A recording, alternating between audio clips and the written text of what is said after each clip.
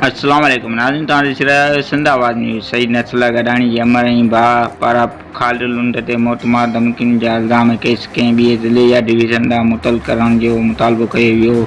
मीरपुर माथुरे में press conference कंदे Saeed Nasrallah गडाणी जी अमर मां पठाई संदे पुट याक़ूब गडाणी चयो त असां जो लुंड बुरादर सां न पर रुॻो ख़ालिद लुंड सां ऐं संदे पुटनि सां जहिड़ो आहे। ख़ालिद लुंड वाक़े खे बुरादर तकरार जो रंग ॾेई रत चालान करणु घुरी थो।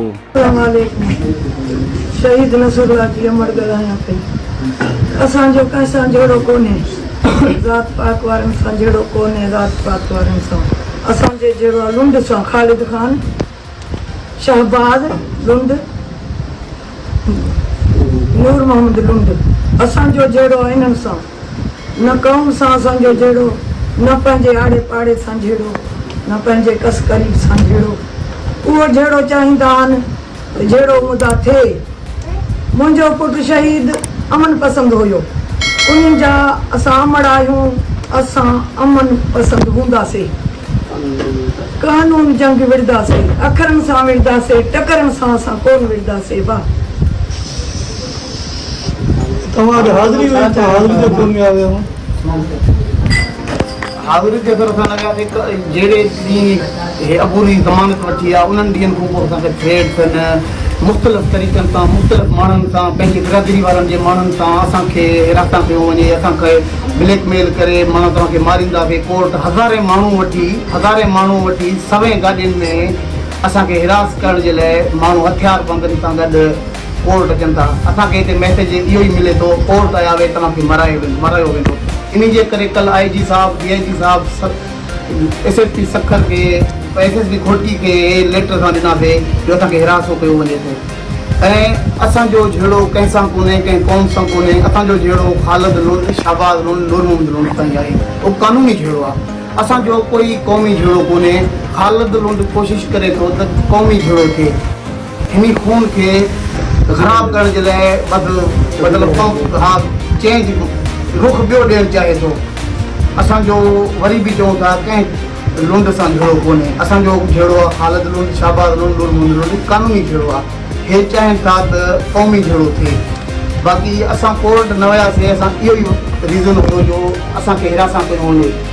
ऐं इन खां अलावा असां वस वारनि खे अपील था कयूं था त सखर हाई कोर्ट सखर वारनि खे ऐं सुप्रीम कोर्ट वारनि खे जो असांजो केस ॿिए डिवीज़न में या ॿिए ज़िले में चेंज करायो वञे, जिथे असांखे हे अटाले सां ईंदा आहिनि।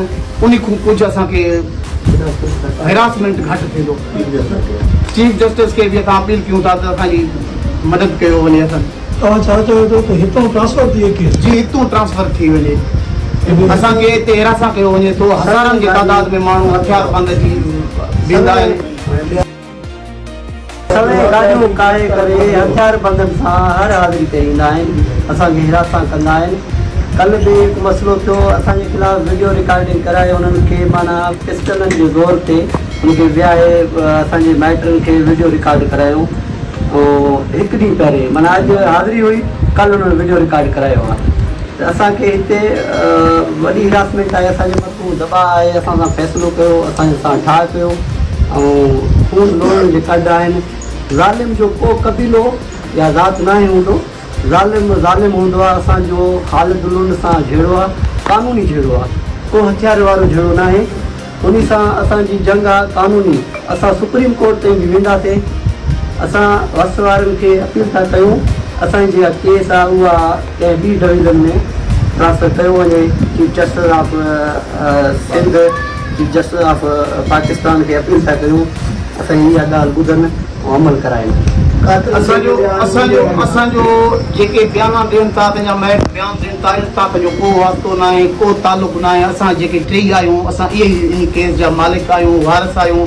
बाक़ी उन्हनि खे पैसा ॾेई कंहिंखे ब्लैकमेल करे बयान वठनि, उन्हनि सां पंहिंजो को वास्तो वजह कोन्हे। उन सां लातालुकी जो असांजो इज़हार आहे। ऐं अॼु काफ़ी टाइम खां कल्ह बि ईअं थियो आहे। अॼु बि असांजे कदन हिमायती आहिनि, या साउटनि मथां अथनि, ख़ालिद लुंड जा वाठा असांजा जेके ॻोठ जा आहिनि, पुलिस वारा आहिनि, हकीम गदानी, अमीर गदानी ऐं उनजा अमीर जा भाउ जेके ग़ुलाम हैदर ऐं पुटनि सुमैत लठनि हथियारनि सां अची उन्हनि खे धमकायूं ऐं वीचारा भॼी लुकी विया। शरीफ़ माण्हू हुया, ग़रीब हुया।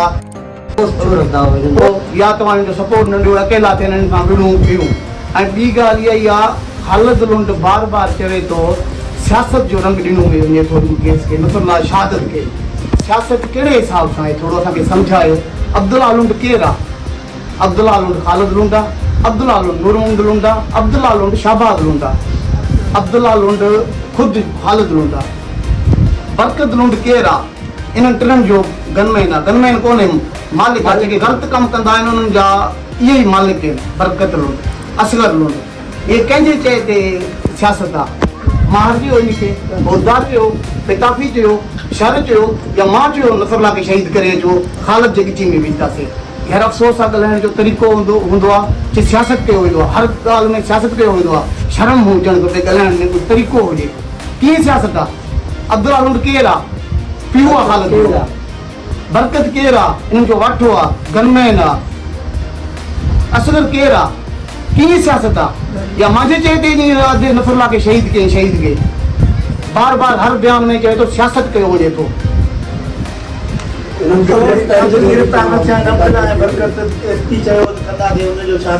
पहिरें ॾींहं खां पुलिस सफ़ा न आयल आहे।